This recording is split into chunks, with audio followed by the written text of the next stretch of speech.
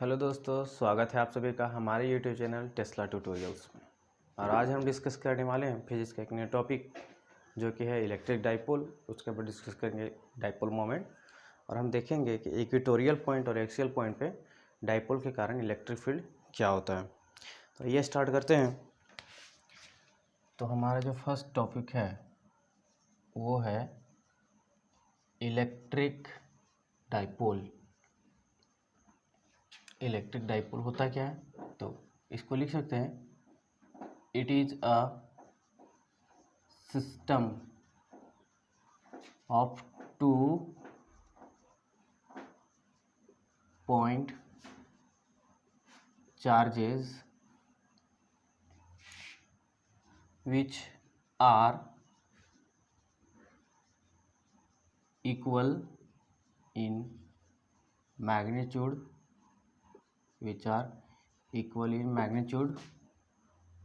but opposite in nature and are separated by a small distance। तो इसी को बोलते हैं इलेक्ट्रिक डाइपोल। आइए, ये जो स्टेटमेंट हमें कह रहा है उसको थोड़ा एनालाइज करें हम कि ये क्या है, कोई पॉइंट्स चार्ज है। कैसा है हमारा, ये कोई पॉइंट चार्ज है प्लस क्यू। और देखिए यहाँ पे सिस्टम का बात कर रहे हैं, सिस्टम ऑफ 2 पॉइंट चार्ज। अगर 1 चार्ज से ज़्यादा अगर रहे तो बोलेंगे उसको सिस्टम ऑफ चार्ज। 1 2 3 चार्ज रहे तो उसे सिस्टम ऑफ चार्ज। तो यहाँ पे जो हमें सिस्टम बनाना है चार्ज का, वो 2 चार्ज का बनाना है। तो आइए प्लस क्यू लेते हैं और जो चार्ज रहेगा सिस्टम में वो क्या रहेगा, अपोजिट इन नेचर रहेगा, अपोजिट इन नेचर। तो एक प्लस लिए हम, तो दूसरा जो चार्ज लेंगे वो लेंगे हम माइनस चार्ज। क्या लेंगे, माइनस चार्ज। तो क्या है माइनस क्यू। और ये जो चार्ज है हमारा वो स्मॉल डिस्टेंस से क्या है, सेपरेटेड है। क्या है, स्मॉल डिस्टेंस से सेपरेटेड है। और ये डिस्टेंस कितना हो सकता है भाई, ये डिस्टेंस हो सकता है, इसका जो लेंथ है वो है 12 और इसका जो मेजरमेंट होगा वो नैनोमीटर 10⁻⁻⁹ मीटर में और 10⁻⁻⁶ मीटर में अप्रॉक्सीमेटली इस तरह का इसका जो होगा मेजरमेंट होगा। तो ये हमारा ये जो लाइन जो ज्वाइन कर रहा है ये दोनों चार्ज को, माइनस क्यू और प्लस क्यू, ये कोई मिडिल पॉइंट होगा, ये कोई मिडिल पॉइंट होगा। तो इसको बोलते हैं हम centre of dipole, centre of dipole. और इस सेंटर ऑफ डाइपोल से जो लाइन क्रॉस करता है उसको बोलते हैं इक्वेटोरियल लाइन। क्या बोलते हैं, इक्वेटोरियल लाइन। और अगर ये जो दोनों चार्ज को जो लाइन ज्वाइन कर रहा है अगर उसको एक्सटेंड करें हम लेफ्ट और राइट में, तो इसको क्या बोलते हैं, axis of dipole. Axis of dipole, ये हमारा एक्सिस ऑफ डाइपोल है। तो देखिए ये सिस्टम ऑफ 2 चार्ज लिए भाई, अपोजिट नेचर है, प्लस क्यू माइनस क्यू। और ये जो लेंथ है ये दोनों का, इसको लिए हैं 2L। क्या लिए हैं, 2L, जो कि क्या है, बहुत छोटा डिस्टेंस है। तो ऐसा सिस्टम का जब फॉर्मेशन हो तो उसको क्या बोलेंगे हम, इलेक्ट्रिक डाइपोल बोलेंगे। क्या बोले, इलेक्ट्रिक डाइपोल। अब देखिए इसका एग्जाम्पल से समझें कि इलेक्ट्रिक डाइपोल होता क्या है। जैसे कि मान लें ये हमारा कोई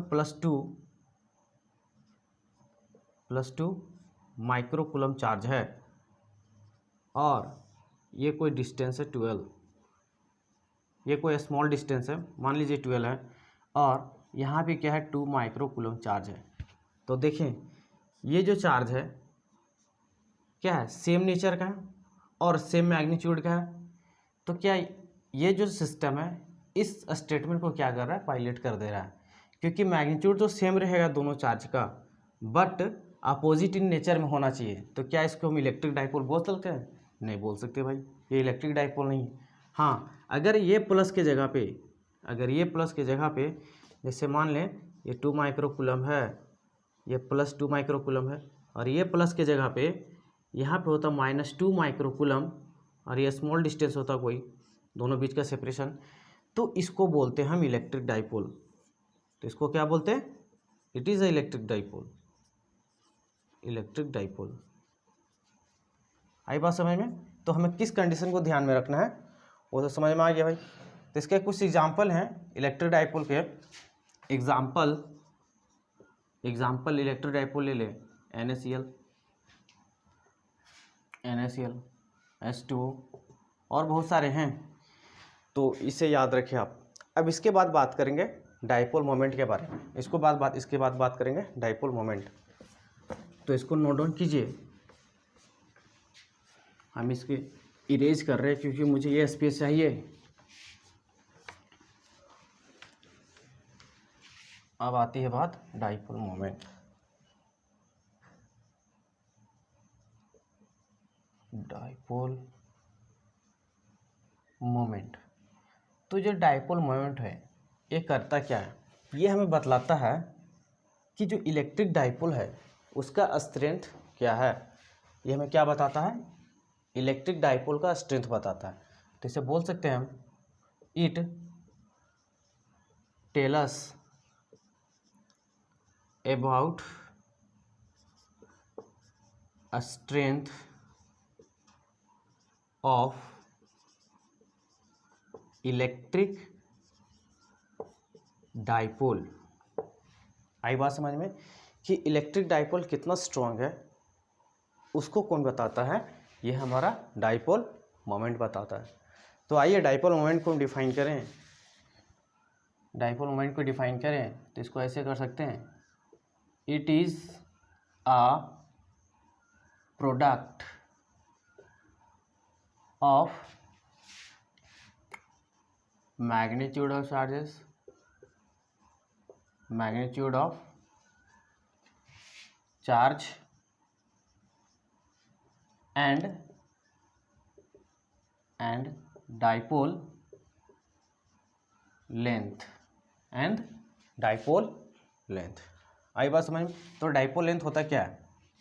डाइपोल लेंथ होता है, अगर मान लें ये हमारा -q चार्ज है, ये हमारा क्या है? -q चार्ज है, और ये हमारा +q चार्ज है, तो इसके बीच का जो सेपरेशन उसी को क्या बोलेंगे? Dipole length.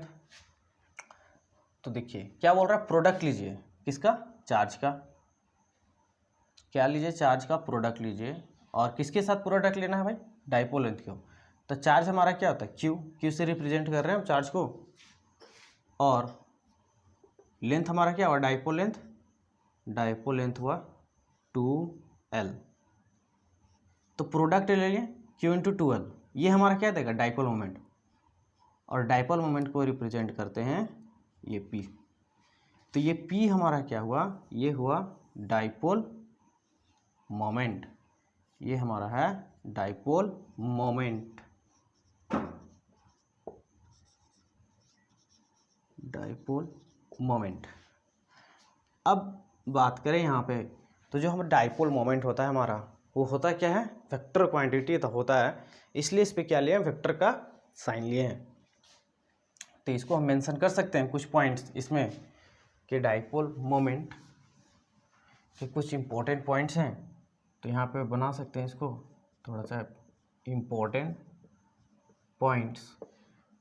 तो जो फर्स्ट पॉइंट है हमारा वो है, it is a vector quantity. It is a vector quantity. एक ऐसा क्वांटिटी है वेक्टर क्वांटिटी, वो तो देख लिया। और इसका SI यूनिट का बात करें हम, तो SI यूनिट डाइपोल मोमेंट का होगा क्या? तो देखिए चार्ज को रिप्रेजेंट कैसे करते हैं भाई? चार्ज को रिप्रेजेंट करते हैं कूलम से, और लेंथ को किस में मेजर करते हैं? मीटर में। तो डाइपोल मोमेंट का जो हमारा SI यूनिट हुआ क्या हुआ? Coulomb × metre. आई बात समझ में? तो ये दूसरा पॉइंट हुआ। थर्ड पॉइंट मेंशन कर सकते हैं कि डाइपोल मोमेंट का क्या है? वेक्टर क्वांटिटी है, तो इसका कुछ ना कुछ तो डायरेक्शन होगा। डाइपोल मोमेंट वेक्टर क्वांटिटी, तो उसको डायरेक्शन भी तो होना है भाई। तो डाइपोल मोमेंट का डायरेक्शन किधर होता है? तो डायपोल मोमेंट का डायरेक्शन होता है नेगेटिव टू पॉजिटिव, याद रखें। तो यहाँ पे बोल सकते हैं कि direction of dipole moment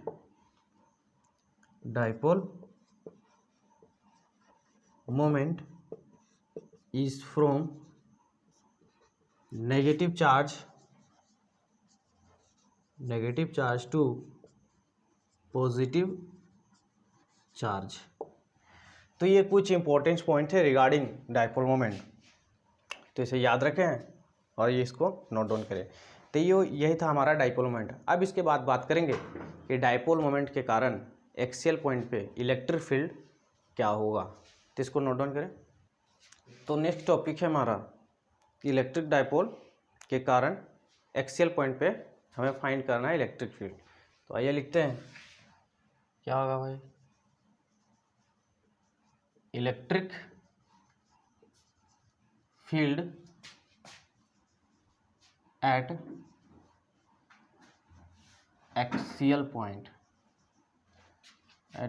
axial point due to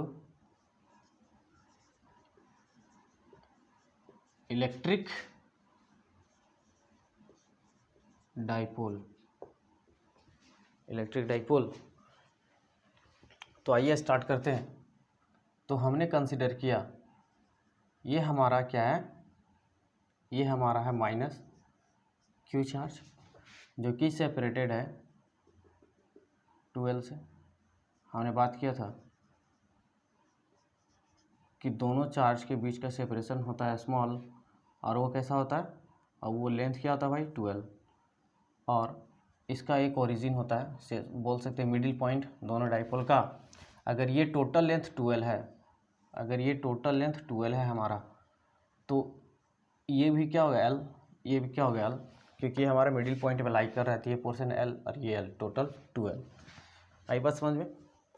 अब हमें फाइंड करना है इलेक्ट्रिक फील्ड एक्सिस में। तो हमने बात किया था कि अगर इस पॉइंट को डायपोल मोमेंट वाले जो पॉइंट को जो ज्वाइन कर रहा है, अगर उसको हम एक्सटेंड करें तो वही क्या होता है, हमारा एक्सिस ऑफ डायपोल होता है। तो एक्सिस ऑफ डायपोल मीन्स क्या है, एक्सियल पॉइंट, मतलब हमको यहीं पे कहीं फाइंड करना है इलेक्ट्रिक फील्ड। या तो आप लेफ्ट साइड फाइंड कीजिए या तो राइट साइड फाइंड करिए। हम फाइंड करते हैं राइट साइड। तो हमने एक पॉइंट लिया ए, हमने एक पॉइंट कंसिडर किया A, where we have to find the electric field due to plus Q and minus Q. तो हम क्या करें, तो इलेक्ट्रिक फील्ड का डायरेक्शन ए पे due to plus Q charge ऐसा होगा, इसको यहाँ पे रिप्रेजेंट करें। ये जो इलेक्ट्रिक फील्ड का इफेक्ट दिखा रहा है ये ई प्लस क्यू के कारण दिखा रहा है।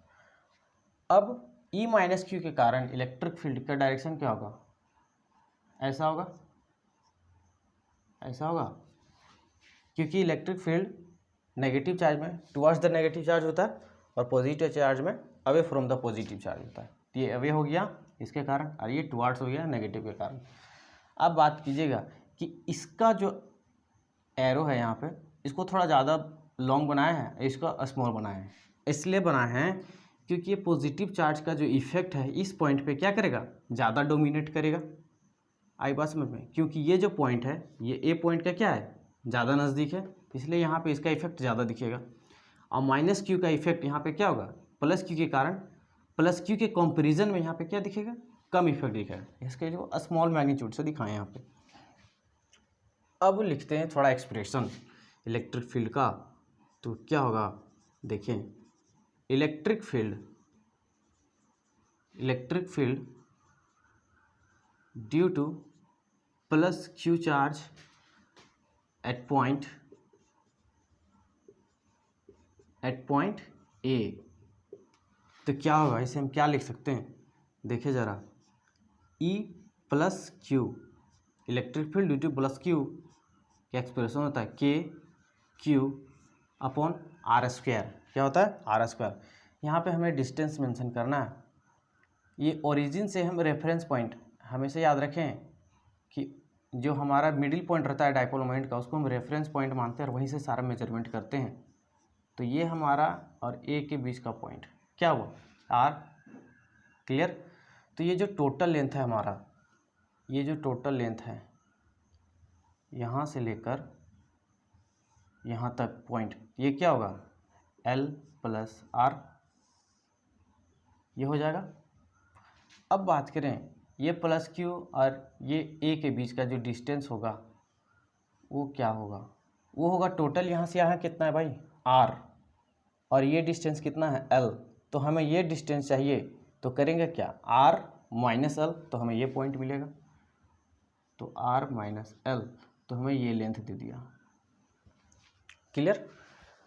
अब इसी डिस्टेंस को यूज़ करेंगे क्योंकि हमें डिस्टेंस तो चाहिए दो चार्ज और पॉइंट्स के बीच में जहाँ पे हमें इलेक्ट्रिक फील्ड फाइंड करना है। तो ई प्लस क्यू, तो ई प्लस क्यू हो जाएगा हमारा k q upon r square. Plus q के कारण देखें तो प्लस क्यू का जो डिस्टेंस है ये है, तो यहाँ पे लिखेंगे आर माइनस एल का होल स्क्वायर, ये हो गया। Similarly electric field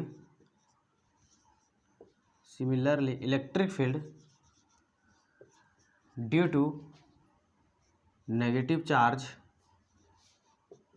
eight point A, क्या लिख सकते हैं इसे लिख सकते हैं electric field due to minus Q is equal to k q. अब माइनस क्यू और ए वाले के बीच का डिस्टेंस लेंगे तो इसके बीच का क्या है, एल प्लस आर, क्या है एल प्लस आर लिखें या फिर आर प्लस एल का होल स्क्वायर लिखें। आई बात समझ में, इसे लिख सकते हैं आर प्लस आर लिखें या फिर आर, यहाँ पे लिख दें आर माइनस एल। क्लियर। तो इसे नोट डाउन करें, हमें स्पेस चाहिए और एक्सप्रेशन लिखना है मुझे। तो देखिए ज़रा, अब हमें करना क्या है कि हमें नेट इलेक्ट्रिक फील्ड फाइंड करना है। हमें क्या करना है, नेट इलेक्ट्रिक फील्ड फाइंड करना है पॉइंट ए पे। तो पॉइंट ए पे नेट इलेक्ट्रिक फील्ड फाइंड करें तो क्या लिख सकते हैं, नेट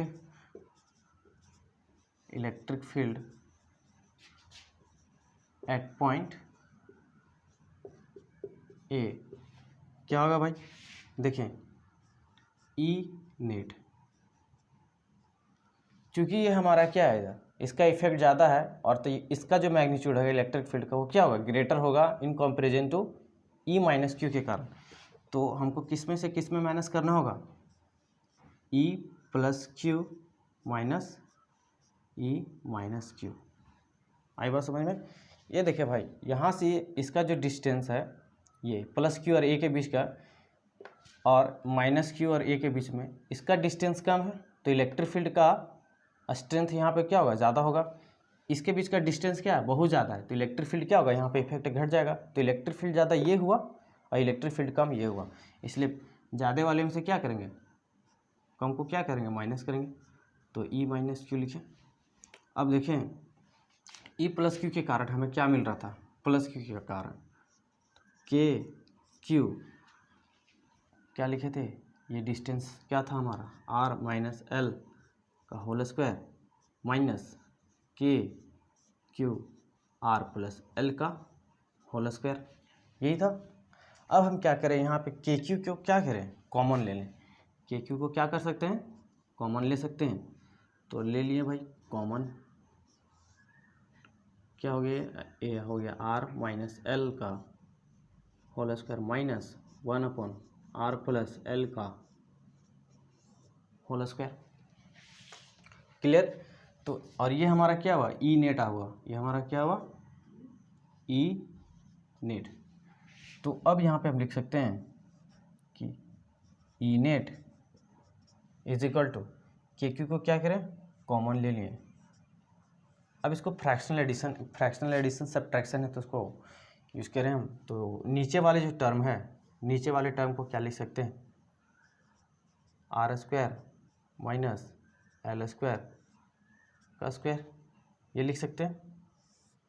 और ऊपर वाले टर्म को क्या लिख सकते हैं, ऊपर में लिख सकते हैं आर प्लस एल का whole square minus r minus l का होल स्क्वायर। ये हो गया, कुछ बड़ा काम नहीं करें, 8 स्टैंडर्ड का ये कैलकुलेशन हो रहा है। अभी इसको क्या करें, इसको थोड़ा एक्सपेंड करें तो r square l square plus 2RL कहाँ से तोड़ दिए भाई, ए प्लस बी का whole square.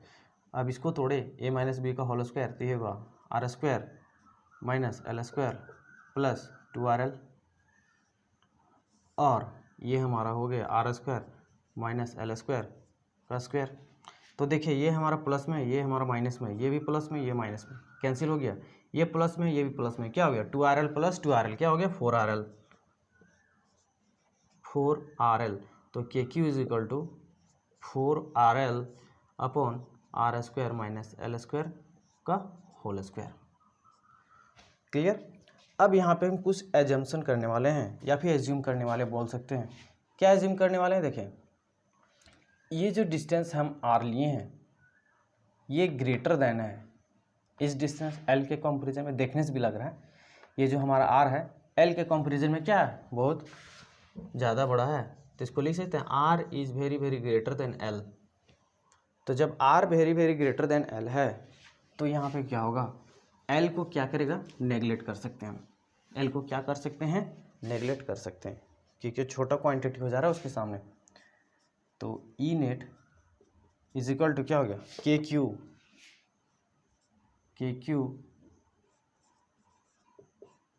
4RL, r is greater than l. तो ये हमारा क्या हुआ, ये टर्म एल वाला नेगलेक्ट हो गया, तो r टू द पावर 4 आ गया, और एक r ऊपर है तो एक पावर इसका क्या हुआ, कैंसिल हो गया। तो ये क्या होगा, के क्यू 4L r³। और हमने भी पढ़ा था कि डाइपोल मोमेंट का जो फॉर्मूला होता है क्या होता है, Q इंटू 2L। तो ये डाइपोल मोमेंट को हम क्या कर रहे हैं, यहाँ पे लिखना चाह रहे हैं, तो इसको क्या करें, थोड़ा सा एक्सपैंड करके लिख रहे हैं।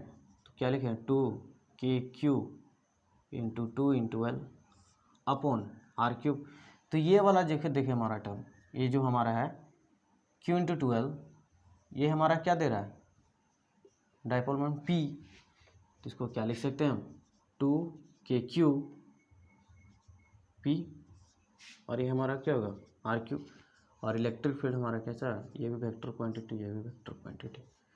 तो ये ऐसा मिला हमें। तो electric field due to electric dipole on its axial point का एक्सप्रेशन क्या होगा, ये होगा। अब यहाँ पे बात करें कि इलेक्ट्रिक फील्ड जो है वो इन्वर्सली प्रोपोर्शनल है 1/r³ को। क्या है, electric field inversely proportional r 1/r³ का। अगर इसको बढ़ाएंगे तो ये क्या होगा, बहुत तेज़ी से क्या होगा, डिक्रीज करेगा। इलेक्ट्रिक फील्ड क्या करेगा, तेज़ी से डिक्रीज करेगा। अब देखें यहाँ पे एक पॉइंट और ध्यान देना है कि ये जो इलेक्ट्रिक फील्ड का जो डायरेक्शन है और डाइपोल मोमेंट का डायरेक्शन है सेम डायरेक्शन में है, इसलिए यहाँ पे नेगेटिव साइन नहीं है। नेगेटिव साइन आएगा इसका मतलब दोनों का डायरेक्शन क्या है, एक दूसरे के अपोजिट में। तो देखिए यहाँ पे कैसे भाई, तो यहाँ पे जो स्ट्रेंथ है E+Q का इलेक्ट्रिक फील्ड इसके कंपेरिजन में ज़्यादा है, तो इफेक्ट भी इलेक्ट्रिक फील्ड का इधर ही रहेगा, मतलब ई नेट जो रहेगा वो इधर ही रहेगा, रिजल्टेंट इलेक्ट्रिक फील्ड इधर ही रहेगा। तो रिजल्टेंट इलेक्ट्रिक फील्ड का डायरेक्शन इधर है, तो डाइपोल मोमेंट का डायरेक्शन किधर होगा, डाइपोल मोमेंट का डायरेक्शन होता है -Q से +Q। तो ये होता है -Q से +Q। तो देखिए डाइपोल मोमेंट का जो डायरेक्शन है और नेट इलेक्ट्रिक फील्ड का जो डायरेक्शन है दोनों क्या है, सेम डायरेक्शन में। तो ये बोल सकते हैं, यहाँ पे एक पॉइंट और इंक्लूड करें, क्या बोल सकते हैं कि जो डायरेक्शन है, डायरेक्शन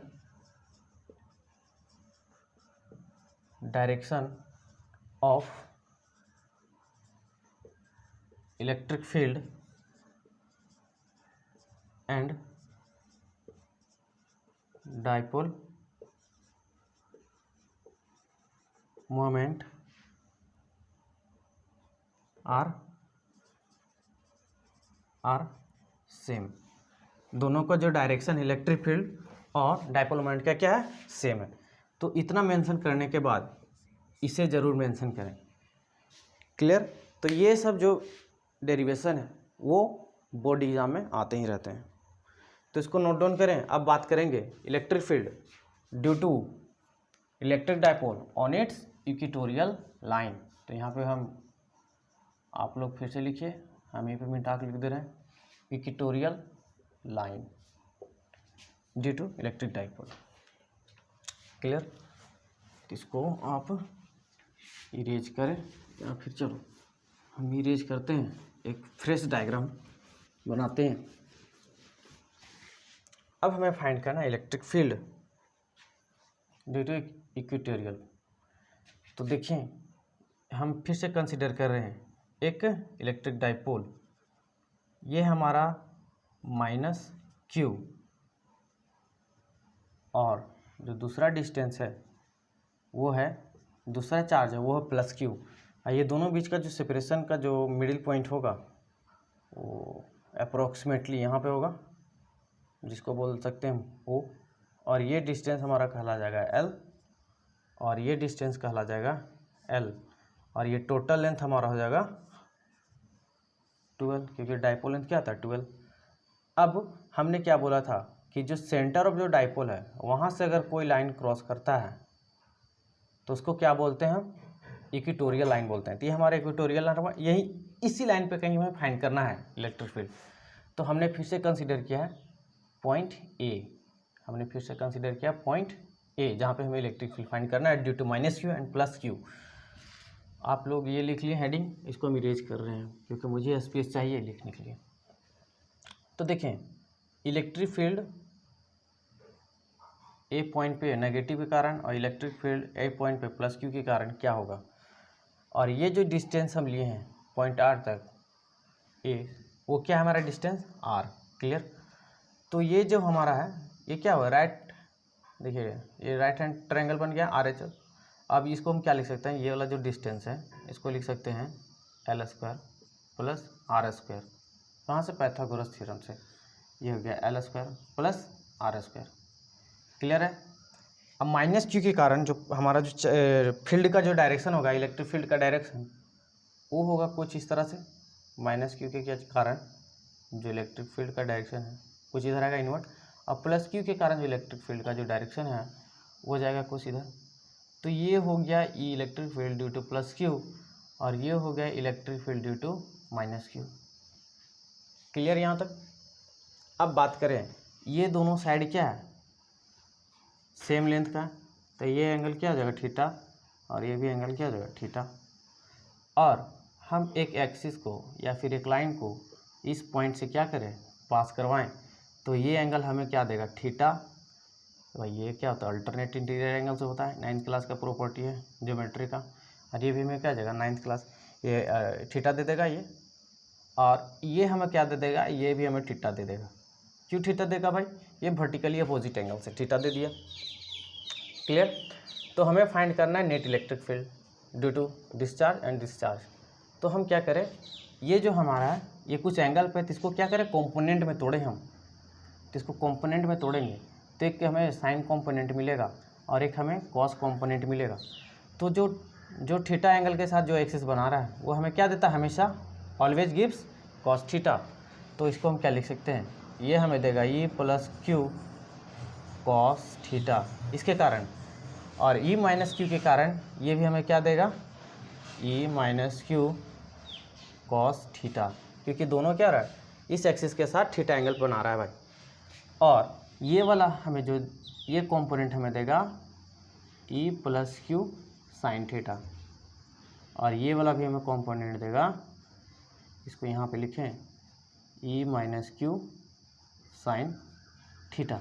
तो देखें ये दोनों क्या equal in magnitude and opposite in direction. एक का डायरेक्शन अपवर्ड डायरेक्शन में जा रहा है और दूसरे का डायरेक्शन कहाँ जा रहा है, डाउनवर्ड डायरेक्शन में।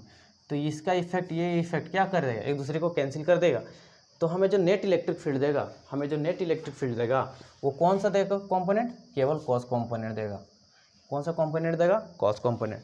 तो ये जो था ज्योमेट्री को एनालिसिस कर दिए हैं, अब हमें फाइंड करना है इलेक्ट्रिक फील्ड। तो लिख सकते हैं हम, क्या लिख सकते हैं, देखिए ज़रा, electric field at A, electric field at A. अगर बात करें +q के कारण फाइंड करें तो E + Q = क्या लिख सकते हैं, KQ आर स्क्वायर, तो ये प्लस क्यू के कारण इस पॉइंट पे फाइंड कर रहे हैं, तो इसके बीच का जो डिस्टेंस है उसे हमें चाहिए, वो हमें चाहिए, तो उसके बीच का डिस्टेंस क्या है, ये under root l square plus r square. चूँकि ए स्क्वायर आता है फॉर्मूला में, तो इसको हम क्या लिख सकते हैं, केवल r square plus l square, ऐसा लिख सकते हैं, l square plus r square. Clear. अब देखिए ये दोनों क्या होता है, सेम मैग्नीट्यूड का होता है, और ये दोनों बीच का भी डायरेक्शन क्या है, सेम लेंथ का है, और दोनों के कारण इलेक्ट्रिक फील्ड क्या होगा, सेम हो जाएगा। तो इसको क्या लिख सकते हैं, E minus Q is equal to E plus Q.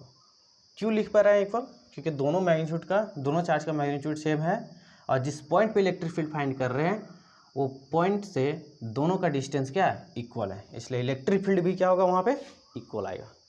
Clear. अब देखिए ज़रा, तो नेट इलेक्ट्रिक फील्ड को क्या लिख सकते हैं हम, नेट इलेक्ट्रिक फील्ड को लिख सकते हैं, नेट इलेक्ट्रिक फील्ड को लिख सकते हैं,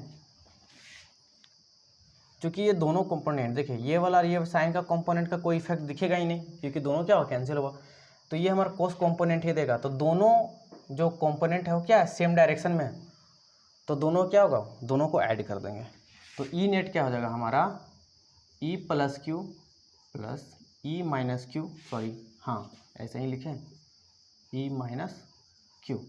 अब देखिए ई प्लस क्यू है, ई माइनस क्यू, ये दोनों इलेक्ट्रिक फील्ड क्या है, सेम है, तो इसको क्या लिख सकते हैं, या फिर इसको एक मिनट, एक यहाँ पे लिखे ई प्लस क्यू कॉस थीटा, और इसको लिखे ई माइनस क्यू कॉस थीटा, दोनों इलेक्ट्रिक फील्ड क्या है, सेम है, तो क्या होगा, ई plus Q E minus Q दोनों सेम है भाई, तो क्या होगा 2e लिख दें, जनरलाइज कर दिए भाई, 2e कॉस थीटा, ये हमारा क्या हुआ, ई नेट इलेक्ट्रिक फील्ड निकल रहा है। अब देखें 2e इलेक्ट्रिक फील्ड का एक्सप्रेशन है हमारे पास, इलेक्ट्रिक फील्ड का एक्सप्रेशन है k q upon l square plus r square, ये है, और 2 यहाँ से मल्टीप्लाई कर दिए। Clear. Cos theta, cos theta क्या होता है, कॉस थीटा होता है बेस बाय हाइपोटेनियस, तो ये हमारा क्या वो बेस, और ये क्या है हाइपोटेनियस, तो कॉस थीटा को लिख सकते हैं, कॉस थीटा क्या आता है, base upon hypotenuse b by h, तो बेस का जो लेंथ है हमारा क्या है, देखिए इस ट्रायंगल में बेस क्या है एल, तो ये हो जाएगा एल, और हाइपोटेनियस क्या है हमारा, ये वाला डिस्टेंस, तो क्या होगा under root l square plus r square. अब देखिए इसका पावर 1, इसका पावर 1/2, तो क्या होगा 3/2, तो 2k³ एल क्या लिख सकते हैं, r l square plus r square का क्या 3/2 लिख सकते हैं, 1, और इसका पावर क्या था 1/2, तो 1 + 1/2 = 3/2।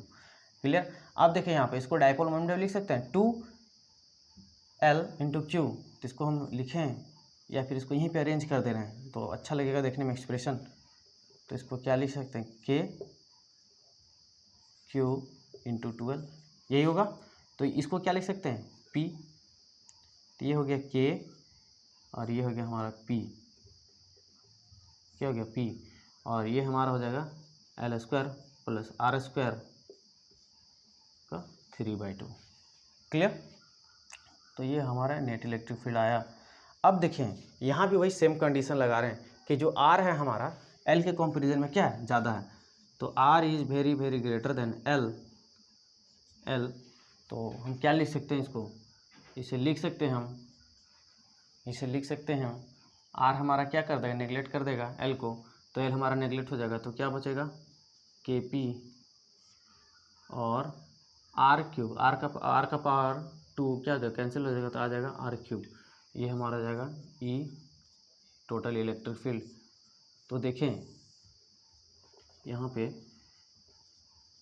इक्वेटोरियल के केस में जो इलेक्ट्रिक फील्ड है वो क्या होगा हाफ हो गया, क्योंकि जो हमें एक्सियल पे मिलता था वहाँ पे क्या मिलता था 2 kP मिलता था, और यहाँ पे केवल क्या मिला KP मिला है, तो यहाँ पे जो है इलेक्ट्रिक फील्ड क्या हो गया हाफ हो गया इक्वेटोरियल पे। और यहाँ पे क्या एक माइनस साइन आएगा, क्यों माइनस साइन आएगा भाई, माइनस साइन इसलिए आएगा क्योंकि हमने बात किया था कि इलेक्ट्रिक फील्ड और डायपोल मोमेंट का डायरेक्शन देखने के बाद हम बताएंगे कि उसका माइनस साइन लगेगा या नहीं लगेगा। तो देखिए electric field total electric field का डायरेक्शन इधर ही दे रहा है, तो इधर क्या देगा हमें ई नेट देगा, लेकिन इधर देखिए -q से +q क्या होता है डायपोल मोमेंट का डायरेक्शन होता है, तो आप लोग वेक्टर पढ़े होंगे कि अगर ये कोई वेक्टर है ए और ये कोई वेक्टर है B, both are same in magnitude but opposite in direction, तो क्या लिख सकते थे, A is equal to minus B लिखते थे ये प्रॉपर्टी। तो उसी तरह से यहाँ पे क्या किया, माइनस साइन लगा दिए। क्या लगाएं, माइनस साइन। तो उससे भी थोड़ा मेंशन करें कि माइनस साइन क्यों लगाएं हम। तो इसे क्या लिख सकते हैं, देखें ज़रा, here negative sign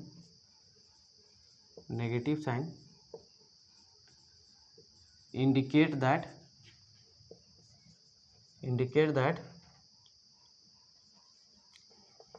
E and P, या फिर लिखें direction of electric field and dipole moment are in opposite direction, are इन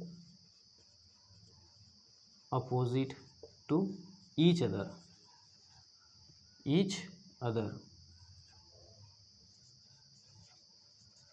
ये मेंशन कर दिए। और यहाँ भी देखिए इलेक्ट्रिक फील्ड जो है इन्वर्सली प्रोपोर्शनल 1/r³ को। तो ये था हमारा electric field due to axial and equatorial. Clear, तो इसे नोट डाउन करें, और ये बहुत इंपॉर्टेंट, ये बोर्ड एग्जाम में आता ही है। तो नेक्स्ट जो है हमारा वो बात करते हैं electric field. What will be electric field when the electric dipole placed in a uniform electric field. Clear, तो नेक्स्ट टॉपिक है हमारा torque on a electric dipole when placed in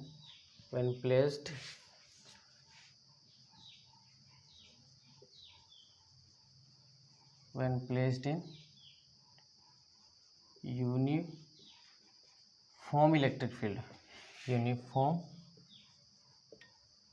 electric field at some angle theta,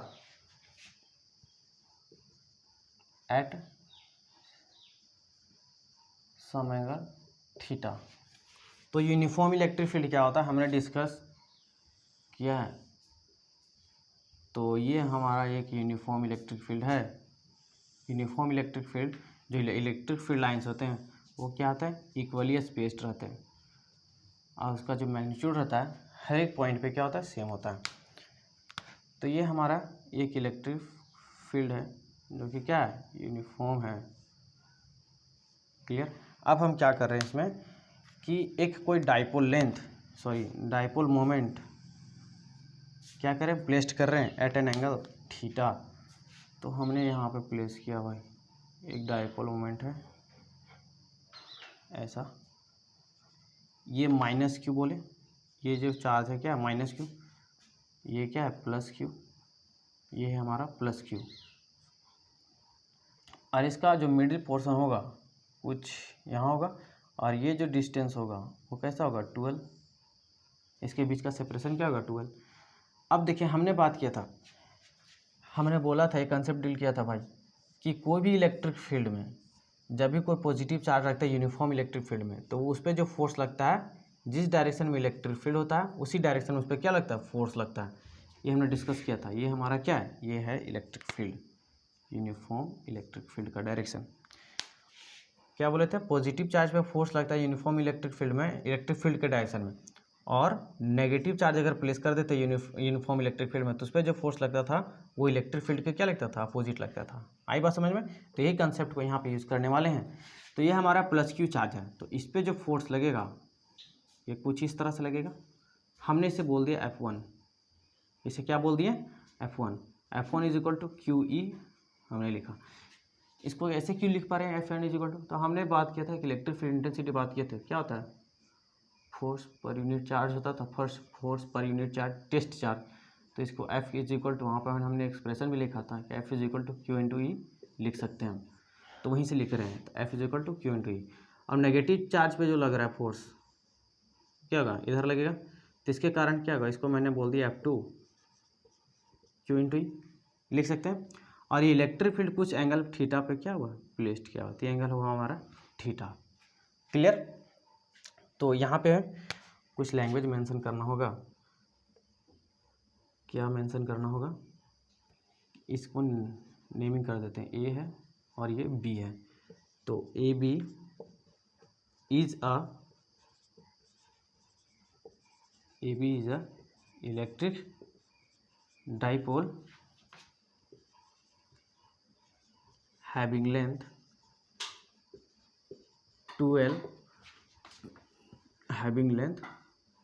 12 placed in a uniform electric field at an angle theta. लिख दिए। अब देखें, अब क्या लिख सकते हैं इसके बाद, ये फोर्स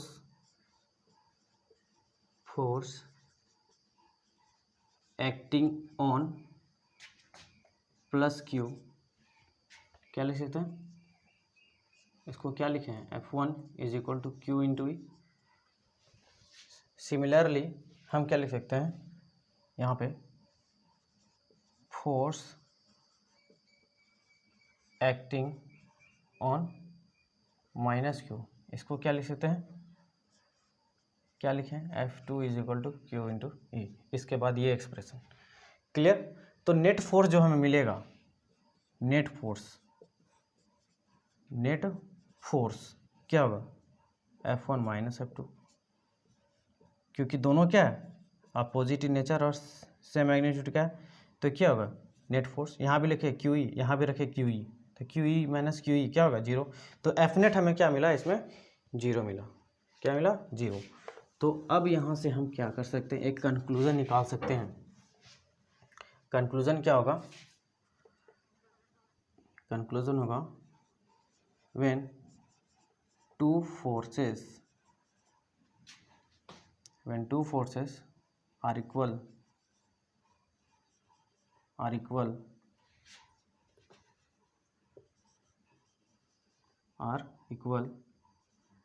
and anti-parallel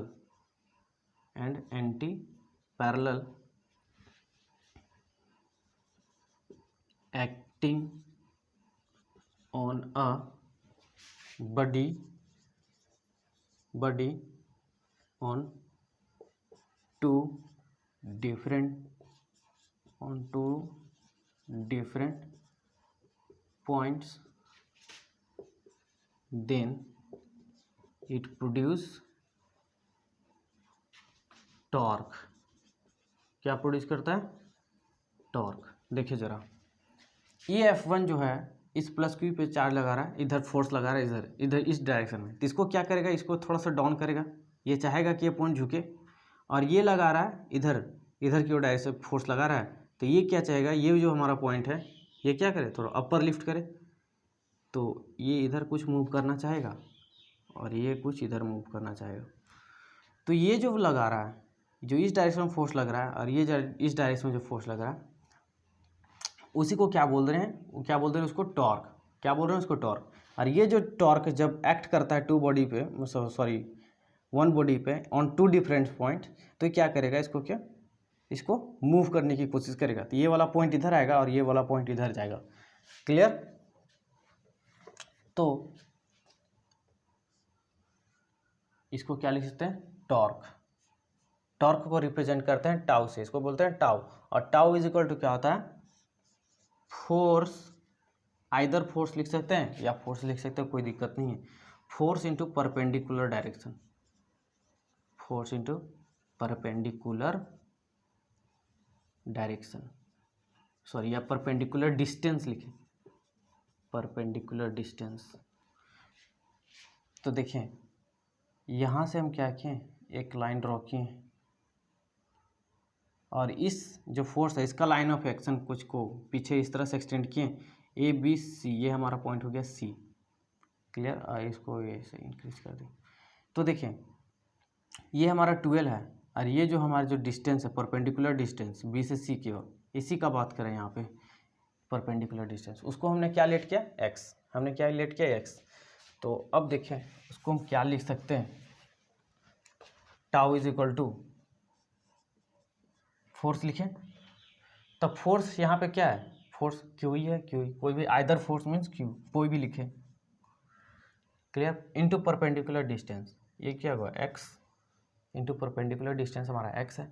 अब बात करें यहाँ पे, अब देखिए ये जो एंगल हमारा क्या है थीटा है, तो ये हमारा भी एंगल क्या हो जाएगा थीटा, करस्पॉन्डिंग एंगल से ये भी हमारा थीटा, ये क्या हो जाएगा थीटा। तो यहाँ पे साइन थीटा का बात करें अगर, तो साइन थीटा क्या होगा, sine theta is equal to क्या होगा, परपेंडिकुलर अपॉन हाइपोटेन्यूस, तो ये हमारा परपेंडिकुलर है और 12 हमारा क्या है हाइपोटेन्यूस। तो x का वैल्यू यहाँ से निकाल सकते हैं, क्या निकाल सकते हैं 12 साइन थीटा, ये हो गया।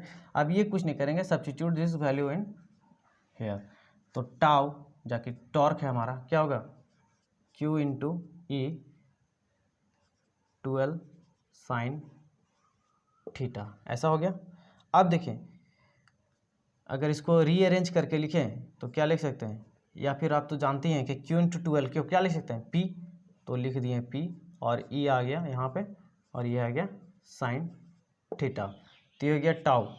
तो अब देखें यहाँ पे ये जो टाउ हमारा क्या था वेक्टर क्वांटिटी, और ये इस एक्सप्रेशन को लिख सकते हैं p क्रॉस e, क्या लिख सकते हैं p क्रॉस e, और इस पे क्या होगा वेक्टर साइन, क्यों होगा इस एक्सप्रेशन को ऐसे क्यों लिख पा रहे हैं, क्योंकि वेक्टर पढ़े हैं कि ए बी साइन थीटा रहेगा तो उसको क्या लिख सकते हैं ए क्रॉस बी, और यहाँ पे कॉस थीटा रहता तो क्या लिख सकते हो ए डॉट बी, अगर यहाँ पे रहता ए बी कॉस थीटा तो इसको क्या लिख सकते हैं ए डॉट बी।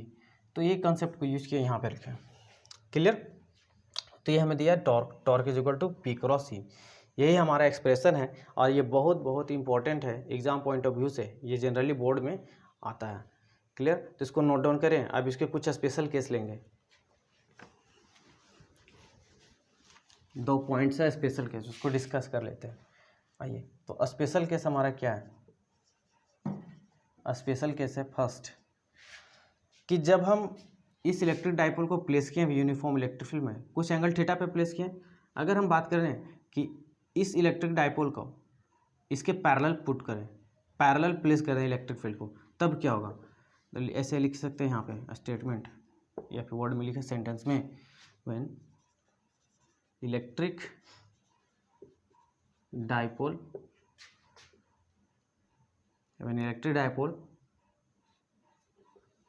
placed parallelly